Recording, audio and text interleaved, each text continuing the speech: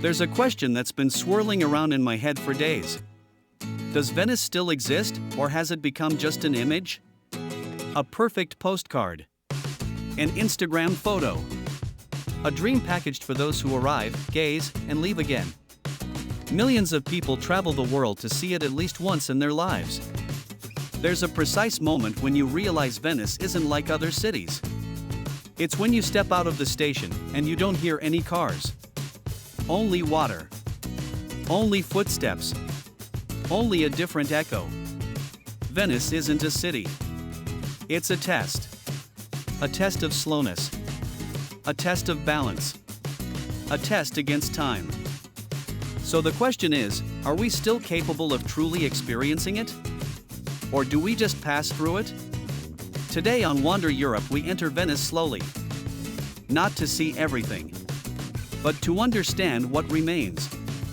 Every city has a center. Venice has a stage. Piazza San Marco is more than just a square. It's a collective breath. Getting there early changes everything. The noise is still far away. Footsteps echo on the stones.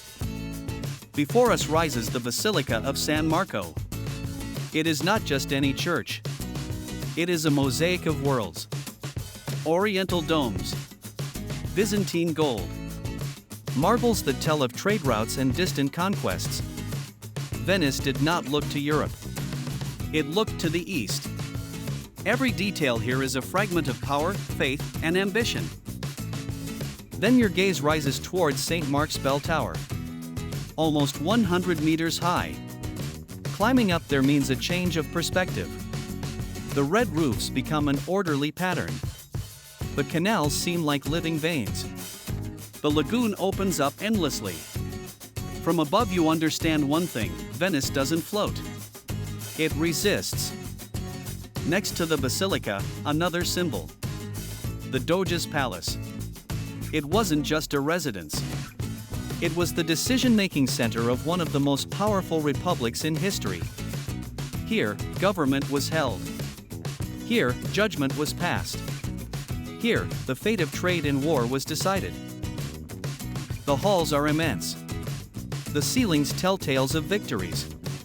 But what is striking is the silence. You walk through golden rooms and understand that Venice was not built to be fragile.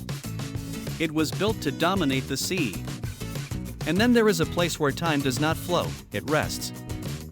Under the arcades of Café Florian, open since 1720, Venice seems to suspend the present. It's not just one of the oldest cafes in Europe, it's a historic meeting place where writers, artists, and revolutionaries have passed. Entering here means traversing 3 centuries in just a few steps: ornate rooms, gilded mirrors, red velvet, tables overlooking Piazza San Marco as if they were privileged spectators at the city's theater.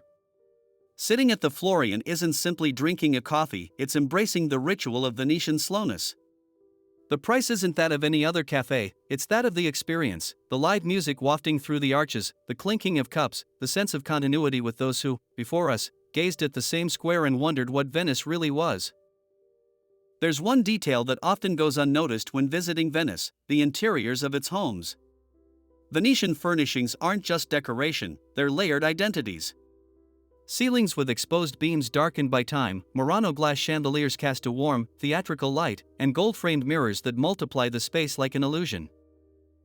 The Venetian terrazzo floors, shiny and dotted with colored fragments, tell the story of an ancient artisan tradition. Damask fabrics, deep velvets, carved wooden furniture, everything seems to interact with the water, with the reflected light that enters through the windows and plays on the walls. The decor here is neither minimalist nor casual. It's dramatic, elegant, almost theatrical. As if each home were a small stage overlooking a canal.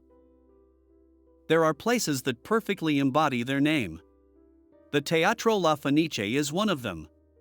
Burned down several times and each time resurrected, it is a symbol of Venetian resilience. Entering its golden hall is like immersing yourself in an era when opera was power, prestige, and collective emotion. Stacked boxes, red velvet, gleaming stucco. Here, music isn't just a spectacle, it's a memory that vibrates in the air. La Fenice is more than just a theater. It's proof that Venice can fall, but it always rises again. And then, almost in contrast, there is the Bridge of Sighs. Elegant. White. Poetic. But it wasn't romantic. It was the last glimpse of freedom for those condemned. Venice is beauty. But it is also shadow. If St. Mark's Square is the heart, the Grand Canal is its backbone. It meanders in a perfect S, traversing the city like a liquid timeline. Taking the Vaporetto isn't just a means of transportation. It's a moving documentary. Gothic. Renaissance. Baroque palaces. Each facade represents a different century. Then it appears, the Rialto Bridge. It's not just a bridge. It's commerce, exchange, everyday life.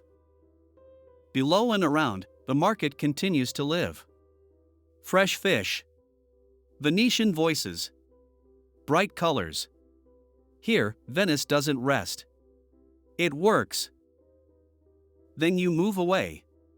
And you arrive in the Jewish Quarter, the oldest in Europe. The Jewish ghetto of Venice. Here, history changes tone. Tall houses, because space was limited. Hidden synagogues. Memory etched into the walls. This place isn't just about exclusion. It's about survival.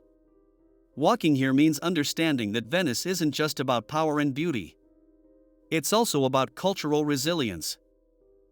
There is the Banco Rosso, an ancient pawn shop. The receipts were red, hence it is said the expression being in the red. History here is not in museums. It doesn't die. The Academia Bridge offers one of the most breathtaking views of the Grand Canal. Here, time seems to stand still. Just steps away, the Academia galleries preserve the artistic soul of the city. Titian. Veronese. Tintoretto. It's not just art. It's identity. Then, majestically, rises the Basilica of Santa Maria della Salute. Built to celebrate the end of the plague. It's not just architecture. It's hope transformed into stone. Field of the Moors. For mysterious statues. Spices, trade, legends. Tintoretto's house is there, almost shy. We cross the Kyoto Bridge, one of the last without parapets. Venice was like this, once upon a time. We arrive in front of the Ca d'Aro. Venetian Gothic. A palace that once had details covered in real gold. Venice has never been modest. There's a moment when Venice falls silent. It happens when you climb aboard a gondola. It's not just a romantic cliché. It's a change of pace. The slow movement. The water reflecting off the facades. The shadows under the bridges. From here, the city reveals itself in detail, worn doors, flower-filled balconies, imperfect reflections. Venice isn't meant to be viewed only head-on. It's meant to be observed from the side. Real discoveries happen far from the maps. A narrow street. A quiet field. A half-open door. The Acqua Alta bookshop seems to have come straight from a dream, books inside gondolas, stacks that become stairs. And then there are the Royal Gardens, a green corner overlooking the lagoon. Venice also knows how to be a break. Opposite St. Mark's Square, almost ignored by those in a hurry, lies the island of San Giorgio Maggiore. Climbing its bell tower means seeing Venice from the outside. And sometimes, to understand something, you have to step away. Then there's the lagoon. And in the lagoon, two different characters. Murano is fire and glass. Since the 13th century, master glassmakers have transformed sand into art. Entering a furnace means seeing matter become light. Burano, on the other hand, is color. Pastel houses. Perfect reflections. Hand-sewn lace. Here, time is slower. More human. After all this, one question remains. Is Venice still authentic? Or has it become just a backdrop?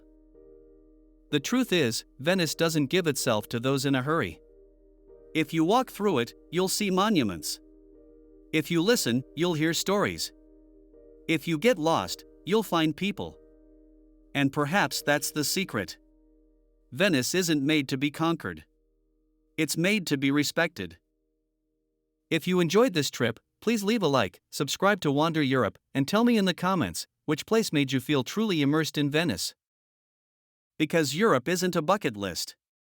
It's a continuous dialogue between past and present. And we'll continue to wander. Globe showing Europe, Africa sparkles.